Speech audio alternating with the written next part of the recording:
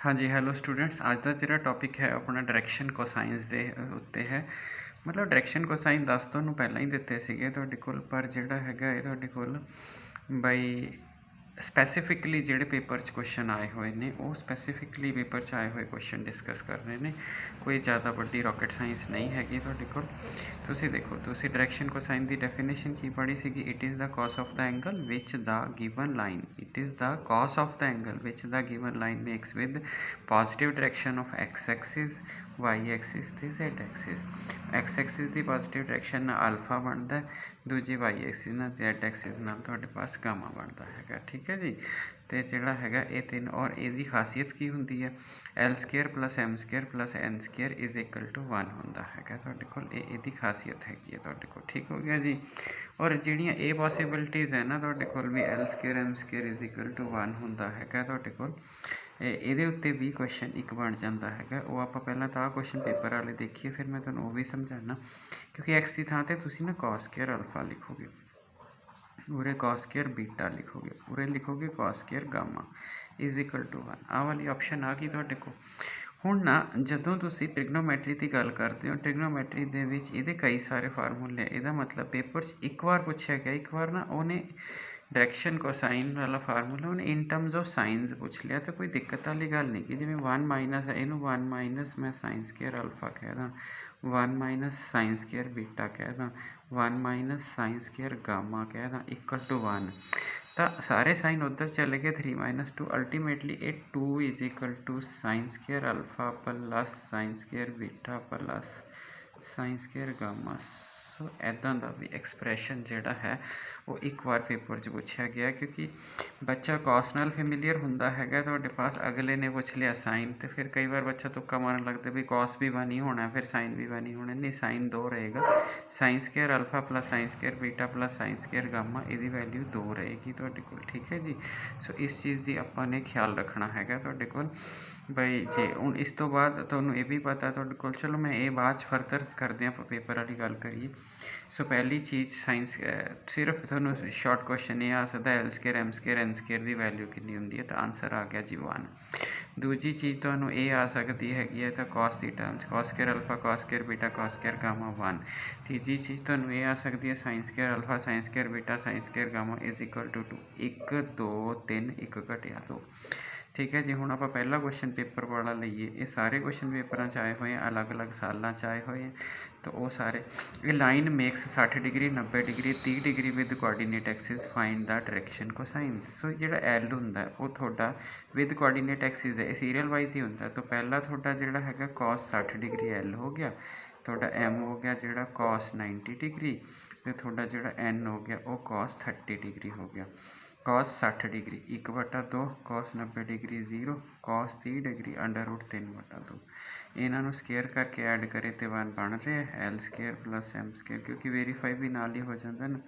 1/4 plus 3/4, ਸੋ 1 ਬਣ ਰਿਹਾ। ਅਤੇ ਇਹਦਾ ਮਤਲਬ ਹੋ ਗਿਆ ਕਿ ਇਹ ਠੀਕ ਹੋ ਗਿਆ ਸਾਡਾ ਕੁਐਸਚਨ, 1 ਮਾਰਕ ਕੁਐਸਚਨ। ਅਗਲੇ ਕੁਐਸਚਨ 'ਤੇ ਆ ਗਏ। ਠੀਕ ਹੈ ਜੀ। ਅਗਲਾ ਕੁਐਸਚਨ ਕੀ ਕਹਿ ਰਿਹਾ? ਕਹਿੰਦਾ can A line have direction angles, ਕਿਸੇ ਲਾਈਨ ਦੇ ਡਾਇਰੈਕਸ਼ਨ ਐਂਗਲ ਆ ਹੋ ਸਕਦੇ ਕੋਸਾਈਨ। ਠੀਕ ਹੈ, ਡਾਇਰੈਕਸ਼ਨ ਐਂਗਲ ਹੈ। ਆਪਾਂ ਕੀ ਕੀਤਾ? ਆਪਾਂ ਕਾਸ 45 ਡਿਗਰੀ ਲੈ ਲਿਆ। ਆਪਾਂ ਡਾਇਰੈਕਸ਼ਨ ਐਂਗਲ ਤਾਂ ਹੋਣਗੇ ਜੇ ਇਹਦੇ ਕੋਰਸਪੋਂਡਿੰਗ ਡਾਇਰੈਕਸ਼ਨ ਕੋਸਾਈਨ ਹੋਣਗੇ, ਅਤੇ ਜੇ ਡਾਇਰੈਕਸ਼ਨ ਕੋਸਾਈਨ ਕੱਢਣੇ ਹੋਣਗੇ ਤਾਂ ਆਪਾਂ ਨੂੰ ਕੀ ਹੈ, ਆਪਾਂ ਨੂੰ ਫਾਰਮੂਲਾ ਪਤਾ ਹੈਗਾ ਜੀ, ਆਪਾਂ ਨੇ ਉਹਦੇ ਅਕੋਰਡਿੰਗ ਚੱਲ ਪੈਣਾ ਹੈਗਾ ਤੁਹਾਡੇ ਕੋਲ। ਠੀਕ ਹੈ ਜੀ। ਸੋ ਇੱਥੇ ਹੋ ਗਿਆ ਤੁਹਾਡੇ ਪਾਸ, ਇੱਥੇ ਹੋ ਗਿਆ ਕਾਸ 135 ਡਿਗਰੀ, ਕਾਸ 45 ਡਿਗਰੀ 1/√2 ਹੁੰਦਾ। ਓਕੇ। ਕਾਸ 60 ਡਿਗਰੀ ਕਿੰਨਾ ਹੁੰਦਾ ਹੈਗਾ? 1/2 ਹੁੰਦਾ ਹੈਗਾ। ਇਹ ਵੀ ਆਪਾਂ ਨੂੰ ਪਤਾ ਹੈ।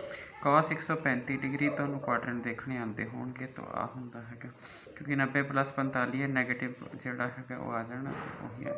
ਅਤੇ ਜੇ ਮੈਂ ਇਹਨਾਂ ਨੂੰ ਸਕੇਅਰ ਕਰਕੇ ਐਡ ਕਰਕੇ ਦੇਖਾਂ, ਕਿਉਂਕਿ ਡਾਇਰੈਕਸ਼ਨ ਐਂਗਲ ਉਹ ਹੁੰਦੇ ਨੇ ਜੋ ਡਾਇਰੈਕਸ਼ਨ ਕੋਸਾਈਨ ਦਾ ਕੋਰਸਪੋਂਡਿੰਗ ਹੁੰਦੇ ਨੇ। ਸੋ ਇੱਥੇ ਅਗਰ ਆਪਾਂ ਸਕੇਅਰ ਕਰੀਏ, ਸੋ ਇਹ ਬਣ ਗਿਆ 1/2 ਜਮ੍ਹਾਂ 1/4 ਜਮ੍ਹਾਂ 1/2। ਸੋ 1/2 1, ਸੋ ਇਹ 5/4 ਹੋ ਗਿਆ, not equal to 1। Therefore not can line have direction angle. So ਇਹ ਲਾਈਨ ਦੇ ਡਾਇਰੈਕਸ਼ਨ ਐਂਗਲ ਨਹੀਂ ਹੋ ਸਕਦੇ। So can not have direction angles. So can not have direction angle ਕੀ ਹੁੰਦੇ ਆ? ਜਿਹੜਾ ਡਾਇਰੈਕਸ਼ਨ ਕੋਸਾਈਨ ਵਿੱਚ ਯੂਜ਼ ਕੀਤਾ ਹੋਇਆ ਐਂਗਲ ਹੁੰਦਾ ਹੈਗਾ ਉਸਨੂੰ ਆਪਾਂ ਡਾਇਰੈਕਸ਼ਨ ਐਂਗਲ ਕਹਿੰਦੇ ਆ ਤੁਹਾਡੇ ਪਾਸ। ਸੋ ਜੇ ਐਂਗਲ ਨੇ ਡਾਇਰੈਕਸ਼ਨ ਕੋਸਾਈਨ ਹੀ ਨਾ ਦਿੱਤੇ ਤਾਂ ਤੁਹਾਡੇ ਪਾਸ ਫਿਰ ਉਹ ਡਾਇਰੈਕਸ਼ਨ ਐਂਗਲ ਕਾਹਦਾ? ਠੀਕ ਹੈ ਜੀ। ਸੋ ਆਪਾਂ ਨੋ ਲਿਖ ਦਿੱਤਾ। ਸੋ ਇਹ ਵੀ ਪੇਪਰ ਵਾਲੀ ਚੀਜ਼ ਹੈਗੀ ਹੈ। ਠੀਕ ਹੈ ਜੀ। ਸੋ ਆਪਾਂ ਅੱਗੇ ਚੱਲੀਏ ਜੀ। ਆਹ ਤਾਂ ਬਹੁਤ ਹੀ ਇੰਪੋਰਟੈਂਟ ਹੈ, ਇਹ ਤਾਂ ਹਰ ਦੂਜੇ ਸਾਲ ਹੀ ਆ ਜਾਂਦਾ। ਇਹ line makes NA with positive direction of x Axis and y Axis. ਤੀਸਰੀ ਦਾ ਲੱਭਣਾ ਤਾਂ ਆਪਾਂ ਨੂੰ ਪਤਾ ਵੀ ਜੇ ਤੁਸੀਂ positive direction of x Axis ਵਾਲਾ ਸਿਸਟਮ ਕਰਦੇ ਹੋ ਤਾਂ ਤੁਹਾਡਾ ਪਹਿਲਾ cos ਸਕੁਏਅਰ ਅਲਫਾ ਹੁੰਦਾ, ਦੂਜਾ cos ਸਕੁਏਅਰ ਬੀਟਾ ਹੁੰਦਾ, ਤੀਜਾ cos ਸਕੁਏਅਰ ਗਾਮਾ ਹੁੰਦਾ equal to 1। So cos square alpha ਤਾਂ cos square 45 degree, cos square 60 degree, cos square gamma ठीक है 45 1/√2 ऊपर आ गया स्क्वायर, cos 60 1/2 ऊपर आ गया स्क्वायर, cos गामा निकालना है। सो 1/2 जमा 1/4 ठीक है प्लस cos स्क्वायर गामा। सो ये आ गया cos स्क्वायर गामा 1 माइनस 3/4, ये 3/4 मतलब आधा 0.2575। सो 1/4 का जो cos गामा आ गया वो 1/2 आ गया प्लस माइनस। तो ਤੁਹਾਡਾ ਜਿਹੜਾ ਹੈਗਾ ਇਹਦਾ ਮਤਲਬ ਹੁਣ ਤੁਸੀਂ ਦੋਨੋਂ ਆਪਸ਼ਨਸ ਲਵੋਗੇ ਕਿਉਂਕਿ ਕੁਐਸਚਨ ਤਾਂ ਦੋਨੋਂ ਆ ਰਹੀਆਂ ਨੇ ਤੁਹਾਡੇ ਪਾਸ। ਠੀਕ ਹੈ। ਸੋ ਜਿਹੜਾ cos ਗਾਮਾ ਹੈ ਉਹ ਪਲੱਸ ਮਾਈਨਸ 1/2 ਆ ਗਿਆ ਔਰ ਜਿਹੜਾ ਗਾਮਾ ਹੈ cos 60 ਤੇ ਹੁੰਦਾ ਤੇ 120 ਤੇ, ਕਿਉਂਕਿ 60 ਤੇ ਪੋਜ਼ੀਟਿਵ ਆ ਜਾਊਗਾ 120 ਤੇ ਨੈਗੇਟਿਵ ਆ ਜਾਊਗਾ। ਅਲਟੀਮੇਟਲੀ ਚਾਹੇ 60 ਲੈ ਲਓ ਕਿਉਂਕਿ ਸਕੇਅਰ ਕਰਕੇ ਐਡ ਕਰਨਾ ਹੁੰਦਾ ਤਾਂ ਆਨਸਰ 1 ਬਣ ਜਾਣਾ ਹੈਗਾ ਤਾਂ ਤੁਹਾਡਾ ਕੁਐਸਚਨ ਹੋ ਜਾਣਾ। ਸੋ ਬੜਾ ਠੀਕ ਠਾਕ ਕੁਐਸਚਨ ਹੈ ਜੀ ਇਹ ਪੇਪਰ ਦੇ ਵਿੱਚ ਆਉਣ ਲਈ। ਸੋ ਇਹ ਸਾਡਾ ਹੋ ਗਿਆ।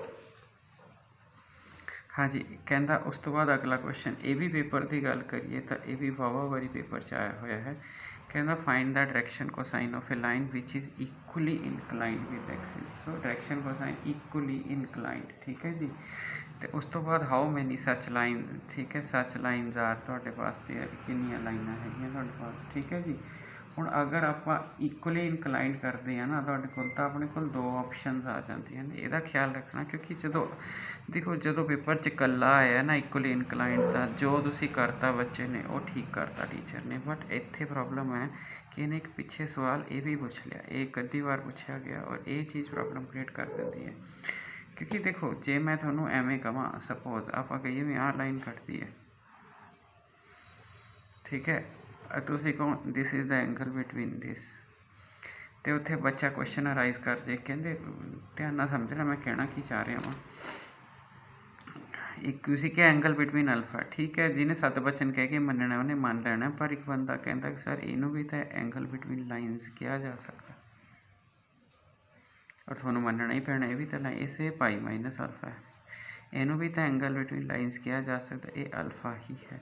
ਇਹਨੂੰ ਵੀ ਤਾਂ ਐਂਗਲ ਬਿਟਵੀਨ ਲਾਈਨਸ ਕਿਹਾ ਜਾ ਸਕਦਾ, ਇਹ ਪਾਈ ਮਾਈਨਸ ਅਲਫਾ। ਇਹਦਾ ਮਤਲਬ ਜਦ ਆਪਾਂ ਨੋਰਮਲੀ ਜਦੋਂ ਫਾਰਮੂਲਾ ਲਾਉਂਦੇ ਹਾਂ ਆਪਾਂ ਐਕਿਊਟ ਐਂਗਲ ਦੀ ਗੱਲ ਕਰਦੇ ਹਾਂ ਪਰ ਪਾਈ 'ਚੋਂ ਘਟਾ ਕੇ ਇੱਕ ਹੋਰ ਪੋਸੀਬਿਲਿਟੀ ਵੀ ਹੁੰਦੀ ਹੈ ਜਿਹੜਾ ਦੋ ਕੱਟਦੀਆਂ ਇਹਦੇ ਵਿੱਚ ਹੁੰਦਾ। ਇਹਦਾ ਮਤਲਬ ਕਿਆ ਹੋਇਆ? ਇਹਦਾ ਮਤਲਬ ਇੱਕ ਸਾਡਾ ਐਂਗਲ ਅਲਫਾ ਹੋਇਆ ਠੀਕ ਹੈ ਤਾਂ ਇੱਕ ਪਾਈ ਮਾਈਨਸ ਅਲਫਾ ਹੋਇਆ। ਇਹ ਦੋ ਪੋਸੀਬਿਲਿਟੀਜ਼ ਹੁੰਦੀਆਂ ਨੇ ਤੁਹਾਡੇ ਕੋਲ।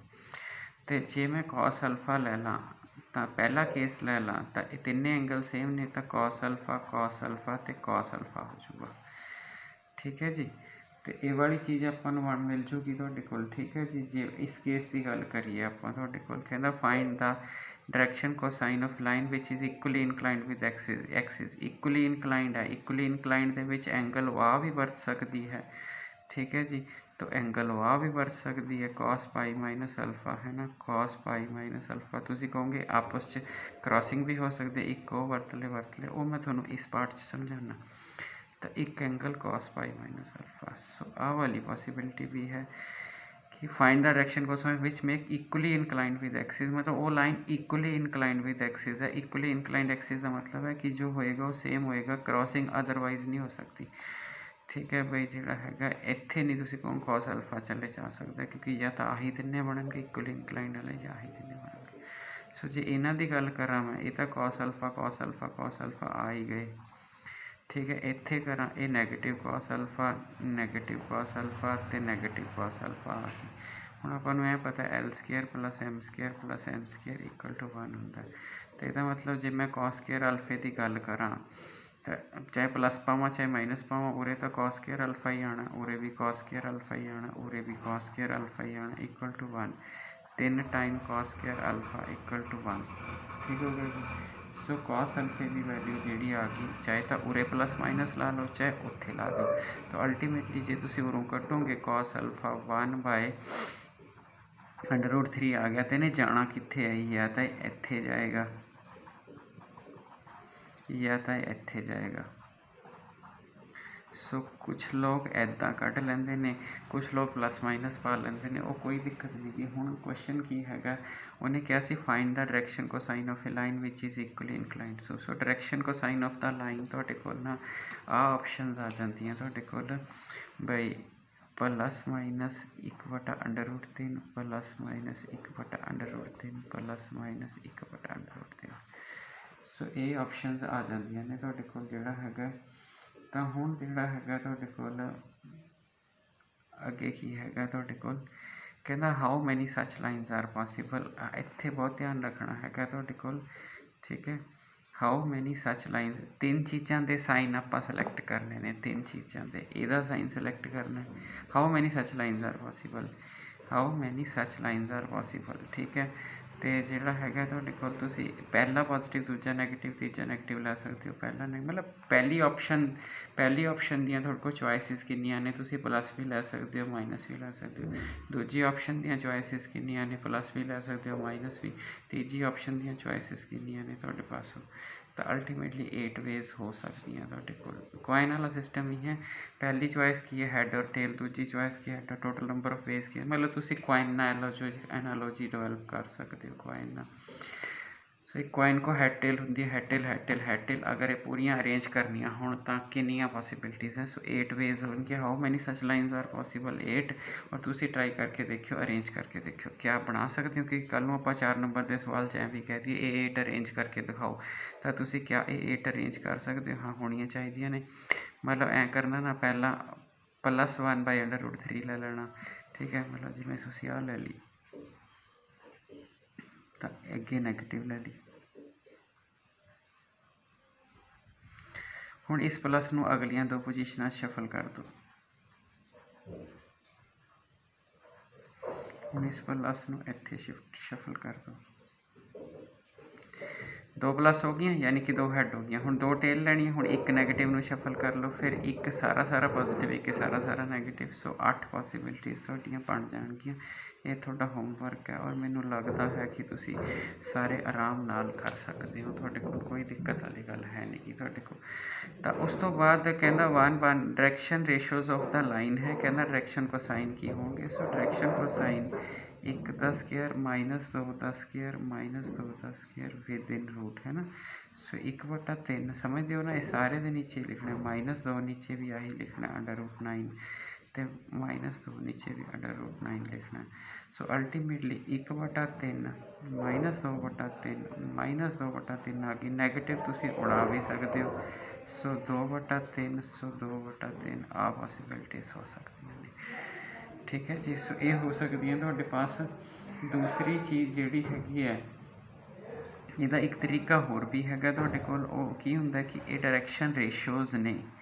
सो थोड़ा जिहा जिन्हों हायर आर्डर थिंकिंग स्किल्स कहते हैं, मैं माड़ा जिहा दसदा जे तुहानूं जिहड़ा हैगा। अगला क्वेश्चन मेरा बहुत वधिया क्वेश्चन हैगा तुहाडे कोल, तो जिहड़ा है जे माड़ा जिहा तुहानूं समझ आंदा हैगा, क्योंकि ये डायरैक्शन कोसाइन तो है नहीं, तो डायरैक्शन कोसाइन इन्हां दे कुछ प्रपोर्शनैलिटी होएगा, तो वो आ होएगा। सो मैं कहना डी कोसाइन मैं इदां मानना। सो ये अल्टरनेटिव है जी, ठीक है, एवें ना मिक्स कर लियो। सो डी कोसाइन मैं मान लिया तुहाडे कोल आह। हुण के दी वैल्यू जे डी कोसाइन ने, तो फिर इन्हां दा आंसर की आऊगा, स्केयर करके ऐड करके 1। तो जिहड़ी के स्केयर की वैल्यू आ गई 1/9, के की वैल्यू आ गई 1/+-3, वो इत्थे ले जाके पुट कर दो। नैगेटिव कॉमन हो जाऊगा, जितना मर्जी तुहाडा क्वेश्चन हो जाओ, प्लस ना भी वही आना, नैगेटिव ना भी वही। सो ये एक ऑप्शन है जी तुहाडे कोल। उस तो बाद एंगल बिटवीन द 2 लाइनस, ठीक है जी। 2 लाइनां इदां होण, हालांकि यह चीज़ कट गई सिलेबस चो। सो मैनू फोटो खिंच के ना भेजियो कि सर कट गई, मैं पहला कहता, पर एक आइडिया होवे। अगर L1 M1 N1 डायरैक्शन कोसाइनस ने, तो ये नीचे कुछ नहीं होना, एंगल आ जाना। जे ये डायरैक्शन रेशो है, ਤਾਂ ਇਹਨਾਂ ਦੇ ਨੀਚੇ ਆ ਸਕੇਅਰ ਵਾਲਾ ਆਪਸ਼ਨ ਆਉਂਦਾ ਤਾਂ ਜੋ ਇਹ ਯੂਨਿਟ ਬਣ ਜਾਣ। ਠੀਕ ਹੈ, ਜੇ ਆਹੀ ਫਾਰਮੂਲਾ LMN ਚ ਲਾਓਗੇ, ਇੱਥੇ L square L1 square M1 square N1 square ਕਰੋਗੇ ਤਾਂ ਇਹਦਾ ਬਣ ਆ ਜਾਣਾ, ਇਹਦਾ ਬਣ ਆ ਜਾਣਾ, ਮੁੜ ਕੇ ਉਹ ਫਾਰਮੂਲਾ ਤਿਆਰ ਹੋ ਜਾਣਾ। ਸੋ JEE ਵਗੈਰਾ ਲਈ ਤੁਹਾਨੂੰ ਆਈਡੀਅਲੀ ਇਹ ਫਾਰਮੂਲਾ ਜ਼ਰੂਰੀ ਹੈ। ਜੇ ਤੁਸੀਂ ਕਹੋਗੇ ਪੇਪਰ ਤਾਂ ਅਗਲੇ ਲਿਖ ਕੇ ਬੈਠੇ ਆ ਵੀ ਸਿਲੇਬਸ 'ਚੋਂ ਕੱਟ ਗਿਆ ਹੈ, ਸੋ ਇਸ ਕਰਕੇ ਪੇਪਰ ਵਿੱਚ ਤਾਂ ਨਹੀਂ ਪੁੱਛਦੇ ਹੈਗੇ। ਠੀਕ ਹੈ ਜੀ, ਸੋ ਇਹ ਵਾਲੀ ਚੀਜ਼ ਵੀ ਹੋ ਗਈ ਤੁਹਾਡੀ। ਸੋ ਇਹ ਵਾਲਾ ਕੁਐਸਚਨ ਵੀ ਆਪਣਾ ਹੋ ਗਿਆ। ਤਾਂ ਹੁਣ ਅਗਲਾ ਕੁਐਸਚਨ, ਇਸ ਕੁਐਸਚਨ 'ਤੇ ਪੂਰਾ ਫੋਕਸ ਕਰਨਾ ਜੀ ਤੁਹਾਡੇ ਕੋਲ। ਠੀਕ ਹੈ, ਸੋ ਇਸ ਲੈਕਚਰ 'ਚ ਮੇਰਾ ਲਾਸਟ ਕੁਐਸਚਨ ਹੋਏਗਾ। 2 ਜਾਂ 3 ਕੁਐਸਚਨ ਹੋਰ ਨੇ ਤੁਹਾਡੇ ਕੋਲ ਇਹਦੇ ਇਸ ਤਰ੍ਹਾਂ ਦੇ, ਉਹ ਨੈਕਸਟ ਲੈਕਚਰ 'ਚ ਬਸ ਫਿਰ ਖਤਮ। ਇਹ ਮੇਰਾ 5ਵਾਂ ਪੇਜ। ਸੋ ਕੁਐਸਚਨ ਕੀ ਕਹਿ ਰਿਹਾ ਹੈਗਾ, ਆਪਾਂ ਕੁਐਸਚਨ ਦੀ ਸਿਰਫ ਸਟੇਟਮੈਂਟ ਦੇਖਣੀ ਹੈ ਜੀ, ਥੋੜ੍ਹੀ ਜਿਹੀ ਮੈਨੀਪੂਲੇਸ਼ਨ ਕਰਨੀ ਹੈ, ਬਸ ਆਪਣਾ ਕੁਐਸਚਨ ਹੋ ਜਾਣਾ ਹੈਗਾ। ਸੋ 5 ਮਿੰਟਸ ਦੀ ਥੋੜ੍ਹੀ ਜਿਹੀ ਹੋਰ ਤੁਹਾਡੀ ਪੇਸ਼ੈਂਸ ਰੱਖਣੀ ਹੈ ਤੁਸੀਂ। ਕਹਿੰਦਾ ਇਹ variable line in 2 adjacent positions has direction cosine. ਕਹਿੰਦਾ ਇੱਕ ਵੇਰੀਏਬਲ ਲਾਈਨ ਹੈ, ਉਹਦੀਆਂ 2 ਐਡਜੈਸੈਂਟ ਪੋਜੀਸ਼ਨਸ, ਇੱਕ ਪੋਜੀਸ਼ਨ डायरेक्शन कोसाइन है का show that theta smaller angle between. ठीक है जी, सो अगर आप उन्होंने स्मॉलर एंगल कढ़ना है, देखो पहली तो चीज़ है डायरेक्शन कोसाइंस नहीं, तो L square plus M square plus N square equal to 1, L plus delta L ਇਹਦਾ square M plus delta M का स्केयर और N प्लस डेल्टा N का स्केयर इज इक्वल टू ਤੁਹਾਡੇ ਕੋਲ ਜਿਹੜਾ ਹੈਗਾ ਇਹ 1 ਹੈਗਾ। तो जे मैं खोलदा डेल्टा L का square 2L delta L M square delta M का स्केयर 2M डेल्टा M। ठीक है जी, उस तो बाद N का स्केयर डेल्टा N का स्केयर 2N डेल्टा N। सो ये भी A स्केयर खुल गया, B स्केयर खुल गया, C स्केयर खुल गया is equal to 1। So situation की बन गई L square plus M square plus N square delta L square plus delta M square plus delta N square. तो उस तो बाद आ गया तुहाडे कोल 2 times L delta L 2 times M delta M 2 times N delta N is equal to. ठीक है जी, इज इक्वल टू तो 1 चल ही रहा है तुहाडे पास, तो पर हुण ये 1 जो भी आंसर 1 है, ये भी 1 है, तो यदा मतलब L square delta L square plus delta M square plus delta N square plus 2L delta L plus 2M delta M plus 2N delta N is equal to 0। ठीक है जी, सो ये वाली चीज़ आ गई जी तुहाडे कोल। तो हुण इहदा आपां देखते हैं भी की करना है। एक ऑप्शन साडे कोल आ गई, आ नंबर नहीं दिता होया, आ 1 इस चों घटाया है। सो एक आ रिजल्ट आ गया, एक आ रिजल्ट आ गया, इन्होंने आपां यूज़ करना है। हुण वो कहंदा 2 पोजीशनस चाह ने एंगल बिटवीन।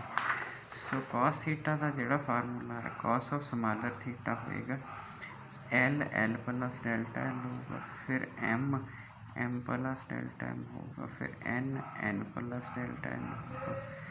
ठीक है जी, सो अल्टीमेटली ये L स्केयर, क्योंकि हम आप मल्टीप्लाई करके देखा भी की ऑप्शनस आदियाँ ने, तो L डेल्टा L आ गया। सो M स्केयर नीचे कुछ नहीं आना, कोसाइन है, कोसाइन से नीचे स्केयर करके ऐड करोगे, रूट लोगे 1 आएगा।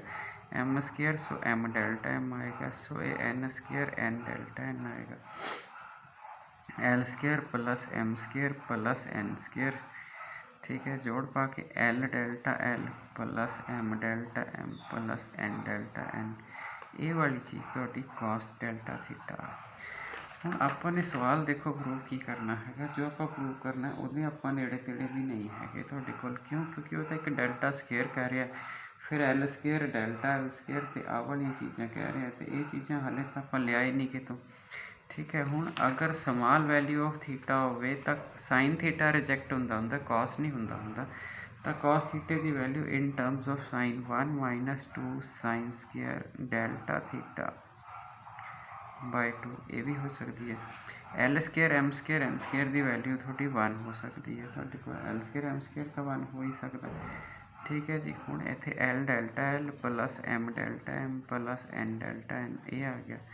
हुण अपने रेस्क्यू लिए पिछों अपने को किहड़ियां वैल्यूज़ आ जाणगियां जिहड़ियां आपां नूं हैल्प कर सकदियां ने।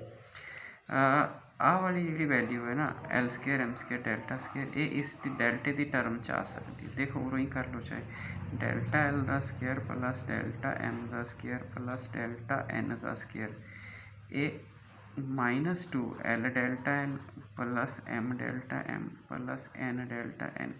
ਸੋ ਇਹ -2 1/2 ਉੱਧਰ ਹੋ ਸਕਦੀ ਹੈ। ਸੋ ਅਲਟੀਮੇਟਲੀ ਇਹਦੀ ਇਕੁਏਸ਼ਨ ਭਰੀ ਜਾ ਸਕਦੀ ਹੈ 1/2। ਕਿੱਥੋਂ ਆਈ ਜੀ? ਆ ਰਹੀ 1/2।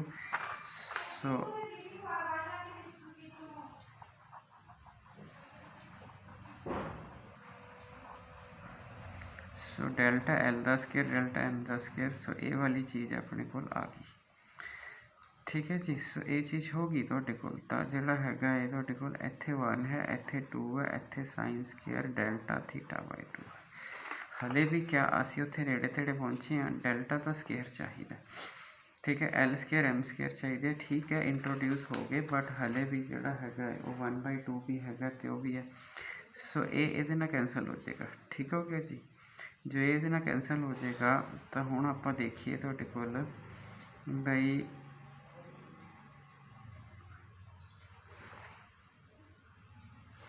ਹੁਣ ਦੇਖੋ ਤੁਹਾਡੇ ਕੋਲ ਕਿ ਆਪਾਂ ਕਿਸ ਤਰ੍ਹਾਂ ਦੀ ਐਡਜਸਟਮੈਂਟ ਕਰੀਏ ਕਿ ਤੁਹਾਡਾ ਜਿਹੜਾ ਕੁਐਸਚਨ ਹੈ ਉਹ ਇਹਨੂੰ 4 ਨੂੰ ਵੀ ਇੱਧਰ ਲਿਆਓ, ਨੈਗੇਟਿਵ ਵੀ ਇੱਧਰ ਲਿਆਓ। ਸੋ ਇੱਥੇ 4 ਆ ਗਿਆ, negative negative positive, sine delta θ/2 ਇਹਦਾ ਸਕੇਅਰ ਲਿਖ ਲਓ, ਡੈਲਟਾ L ਦਾ ਸਕੇਅਰ ਡੈਲਟਾ M ਦਾ ਸਕੇਅਰ ਡੈਲਟਾ N ਦਾ ਸਕੇਅਰ। ਸੋ ਇਹ ਵੀ ਠੀਕ ਹੋ ਗਿਆ ਜੀ ਤੁਹਾਡੇ ਕੋਲ। ਹੁਣ ਵੈਨ ਥੀਟਾ ਇਜ਼ ਸਮਾਲ ਤਾਂ ਸਾਈਨ ਡੈਲਟਾ ਥੀਟਾ ਜਿਹੜਾ ਹੈ ਉਹ ਅਪਰੋਕਸੀਮੇਟਲੀ ਡੈਲਟਾ ਥੀਟਾ ਹੋ ਜਾਂਦਾ। ਸੋ ਇਹ 4 ਹੈ, ਇਹ ਡੈਲਟਾ θ/2 ਹੋ ਜਾਊਗਾ ਅਪਰੋਕਸੀਮੇਟਲੀ। ਇੱਕ ਵਾਰ ਆਇਆ ਅਤੇ ਬੜਾ ਠੀਕ ਠਾਕ ਬੱਚਿਆਂ ਮੁਸ਼ਕਿਲ ਮੰਨਿਆ ਕਿ ਮੁਸ਼ਕਿਲ ਕੁਐਸਚਨ ਹੈ, ਅੱਜ ਕੱਲ੍ਹ ਨਹੀਂ ਆਉਂਦਾ, ਪਰ ਅਸੀਂ ਇਹ ਨਹੀਂ ਅਫੋਰਡ ਕਰ ਸਕਦੇ ਕਿ ਸਾਨੂੰ ਨਾ ਆਉਂਦਾ ਹੋਵੇ। ਸੋ ਜੋ ਤੁਹਾਡੇ ਸਾਹਮਣੇ ਹੈਗਾ ਉਹ ਬਣ ਗਿਆ ਤੁਹਾਡੇ ਕੋਲ, ਔਰ ਮੇਰਾ ਖਿਆਲ ਹੈ ਤੁਹਾਨੂੰ ਠੀਕ ਠਾਕ ਢੰਗ ਨਾਲ ਪਤਾ ਲੱਗ ਗਿਆ ਹੋਏਗਾ। ਠੀਕ ਹੈ ਜੀ। ਸੋ ਇੱਕ ਲੈਕਚਰ ਹੋਰ ਡਾਇਰੈਕਸ਼ਨ ਕੋਸਾਈਨਸ ਦੇ angle between lines and lines ਦੱਸ ਦਿੱਤਾ, ਨੋਟ ਉਹਦਾ ਪਲੇਨ ਐਂਡ ਪਲੇਨ ਵਾਲਾ ਨੋਟ ਉਹਦੇ 'ਤੇ ਹੀ ਪਾ ਦੂੰਗਾ, ਬਸ ਇਸ ਤੋਂ ਇਲਾਵਾ ਕੁਛ ਹੈ ਨਹੀਂ। ਠੀਕ ਹੈ ਜੀ, ਥੈਂਕ ਯੂ।